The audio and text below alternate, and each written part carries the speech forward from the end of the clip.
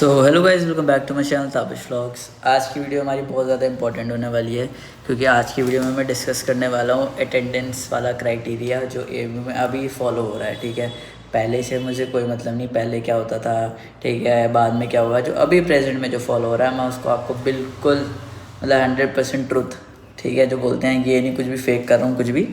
तो मैं आपको सारी चीज़ें सच बताने वाला हूँ कि कैसे चल रहा है अटेंडेंस वाला क्राइटेरिया, ताकि आप जो भी लोग मतलब अभी जो न्यू ज्वाइन करा है तो उनको एक आइडिया हो जाए कि भाई आपको कितनी अटेंडेंस मेंटेन करके रखनी है ताकि आप डिटेन ना हो। ठीक है, तो चलो करते हैं स्टार्ट फिर without any wasting any time.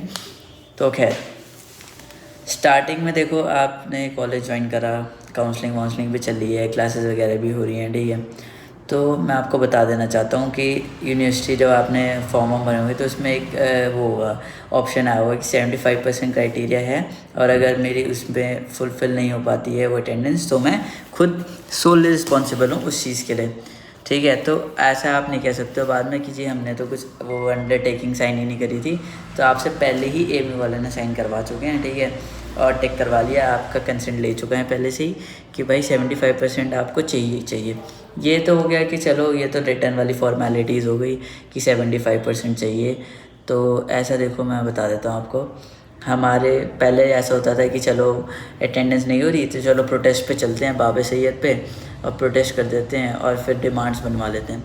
तो ऐसा पहले होता था, लेकिन अब नहीं होता है। ठीक है, अब जब मैं फ़र्स्ट ईयर में था, जब एक बार फर्स्ट ईयर में हमारे अटेंडेंस का मसला हुआ था, तो बच्चों ने ऐसे करवा लिया था, बाबा सैयद पे चले गए थे, ठीक है, उन्होंने ये सारी चीज़ें करके ये सारी चीज़ें करा ली कि चलो अटेंडेंस वगैरह को कोई मसला नहीं है ज़्यादा। लेकिन भाई अब जब सेकंड ईयर में गए थे ना बच्चे, तो सेकंड ईयर में बहुत दिक्कत आई थी। ठीक है, सेकंड ईयर में करा नहीं था, और थर्ड ईयर में आके तो बिल्कुल ही मतलब एंड कर दिया था कि अब कोई किसी चीज़ की कोई नहीं सुना जाएगा, कि जो अटेंडेंस है वो अटेंडेंस आपको कंप्लीट करनी ही पड़ेगी, नहीं तो आपका डिटेन लगा देंगे। और बच्चों के डिटेन लगे भी थे, तो थर्ड ईयर के बाद एग्ज़िट लेना चाहते थे। बहुत सारे बच्चे तो ऐसे थे, आप पूछ के देखना, जो मेरे बैच के हैं, 2022 वाले बैच के थे, तो वो बेचारे थर्ड ईयर में एग्ज़िट नहीं ले पाए थे। उनके एडमिशन भी हो गए थे कॉलेजेस में, लेकिन उनको डिग्री ही नहीं मिली थी। ठीक है, क्योंकि उनकी डिटेन हो गए थे वो। तो बात करते हैं क्या क्राइटेरिया है भाई ताबिश भाई, फिर मतलब ये 75% आप कह रहे हो है, तो 75% सही में होता है कि नहीं? तो मैं आपको बता देता हूँ, 40% मिनिमम 40% क्राइटेरिया रहता है। लेकिन मेरे को सुनने में आ रहा है इस बार कि इस बार 40 से बढ़ा के 50 करेंगे। तो मैं आपको कहना चाहूँगा कि 75 तो चलो खैर वो तो है ही, लेकिन अगर आपको लग रहा है कि मेरी कम है, तो कम से कम मिनिमम आपको 75 तो रखनी है। लेकिन आपको लग रहा है मुझसे नहीं हो पाएगा, थोड़ा कम रहेगा, तो ऑन द सेफर साइड आप 50% से अपनी अटेंडेंस बढ़ा के ही चलना। ठीक है, हर मंथ अब रूल बन चुका है कि हर मंथ अटेंडेंस डिस्प्ले होगी। ठीक है, अटेंडेंस डिस्प्ले होती है, वो आपके डिपार्टमेंट की वो वेबसाइट्स होती हैं, वहाँ पे जाके देख लेना, वहाँ पे हो जाती हैं डिस्प्ले, तो वहाँ से आप देख सकते हैं। ठीक है, तो मैंने आपको क्या बताया, 75% तो आप रखो ही रखो, अगर आपसे नहीं हो पा रही है तो 50% मिनिमम रखो। ठीक है, हमारे टाइम पे 40% था लास्ट ईयर, वो भी इस साल 50% ही रहेगा, क्योंकि इस बार मैंने बहुत सारे लोगों से सुना है 50% का ही क्राइटेरिया इस बार फिक्स करा है यूनिवर्सिटी वालों ने।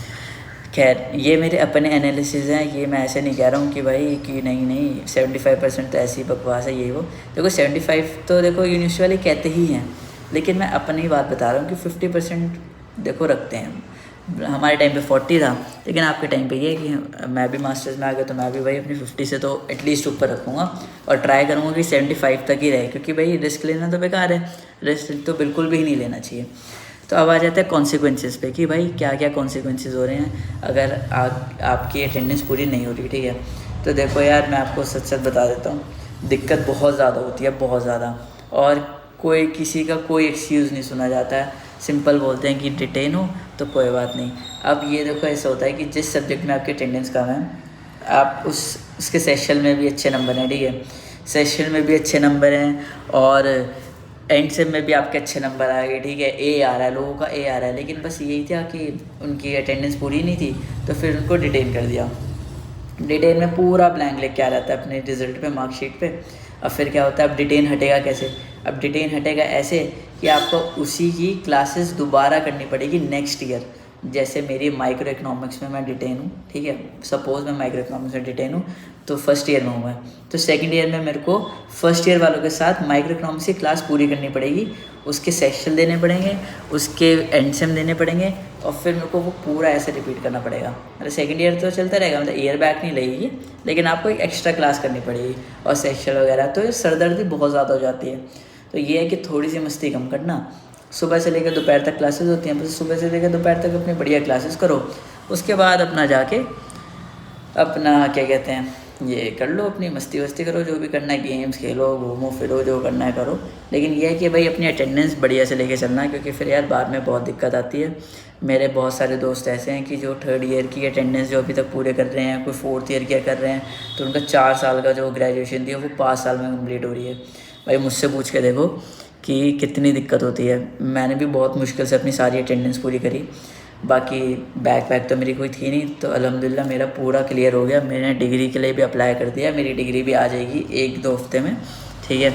बाकी अपना मास्टर्स तो खैर चल ही रहा है अपना, तो मास्टर्स में भी मैं ट्राई करूँगा कि मेरी अटेंडेंस सही रहे, बाकी मार्क्स वगैरह भी सही रहें, क्योंकि यार देखो जो अपने पढ़ाई वढ़ाई वाला मामला है वो तो अपने हाथ में है, अटेंडेंस वाला तो देखो अपने हाथ में नहीं है ना। क्योंकि अब अटेंडेंस तुम्हारी शॉर्ट हो गई, तब तुम चाह के भी उसको नहीं करेक्ट कर सकते। पढ़ाई का तो ये है, एग्ज़ाम्स वगैरह का चलो हम रात को पढ़ लिया, सुबह को पढ़ लिया, जैसे तैसे करके एग्ज़ाम तो दे दिए, लेकिन अटेंडेंस एक बार छूट गई फिर तुम्हारे हाथ से गया। तो अटेंडेंस मैं कहना चाहूँगा कि अटेंडेंस अपनी फुल प्रूफ रखना, ठीक है। 75 है तो वेल एंड गुड, अगर नहीं रख पा रहे तो 50 से ऊपर तो कम से कम रखो, ठीक है। अब बात रही कि भाई कुछ ऐसा जुगाड़ वुगाड़ नहीं है क्या कि कुछ लग जाए, तो ताकि हम मतलब वो ओवरकम कर ले अटेंडेंस को। तो देखो 2 चीज़ होती हैं, ठीक है। एक तो होती है अटेंडेंस बढ़ जाती है 2 बेसिस पे, एक तो मेडिकल लगा सकते हो आप, ठीक है। और मेडिकल भी कोई ऐसे नहीं लगता है, एक सिस्टम होता है कि आप किसी भी जिस डॉक्टर के पास एडमिट थे उस डॉक्टर का बनवा के लाओ, ठीक है, जो भी पेपर वेपर होता है, और उसको फिर CMO जो चीफ मेडिकल ऑफिसर होता है हेल्थ सेंटर में, उससे आपको वेरीफाई कराना पड़ता है, फिर एक एप्लीकेशन लिखनी पड़ती है, फिर वो उसके साथ अटैच होकर फिर आपको ऑफिस में सबमिट करना पड़ता है। फिर जिस दिन तक बीमार थे उसके हिसाब से आपको अटेंडेंस मिलती है, ठीक है। एक तो ये है, और दूसरा ये है कि जो एक्स्ट्रा को करिकुलर एक्टिविटीज़ होती हैं, जैसे CEC हो गया, ठीक है, या लोगों ने NCC ज्वाइन कर रखी है, NSS ज्वाइन कर रखी है, आप वहाँ से एक रिटर्न में आप वो लिखवा के ला सकते हो उनके लेटर हेड पे कीजिए हमारे इस डेट से लेकर इस डेट तक हमारे पास था, हमारे फंक्शंस चल रहे थे, फेस्ट चल रहे थे, तो उसमें बिजी थे, तो वो उस बेसिस पे आपको डिपार्टमेंट वाले अटेंडेंस दे देते हैं। तो ये 2 ही बेसिस हैं जिसमें आपको अटेंडेंस मिल रही है। या तो आप यूनिवर्सिटी की किसी को करिकुलर एक्टिविटीज़ में हो, ठीक है, तो उसमें आपको अटेंडेंस मिल जाएगी, या अगर बीमार थे तो उसमें मिल जाएगी। बस 2 क्राइटेरिया हैं, उसमें भी आपको 5-10-15 जो भी है, मतलब 15 से तो मैक्स मैंने नहीं सुना है कि मिलती है कहीं, 10% मैंने एवरेज सुना है कि 10% मिल जाती है अटेंडेंस, ठीक है। तो वो भी कोई ऐसे पक्का नहीं है कि मिल ही जाएगी, ठीक है, बिल्कुल जेन्युइन होना चाहिए। और कभी कभार तो देते भी नहीं है डिपार्टमेंट वाले बहुत स्ट्रिक्ट रहते हैं।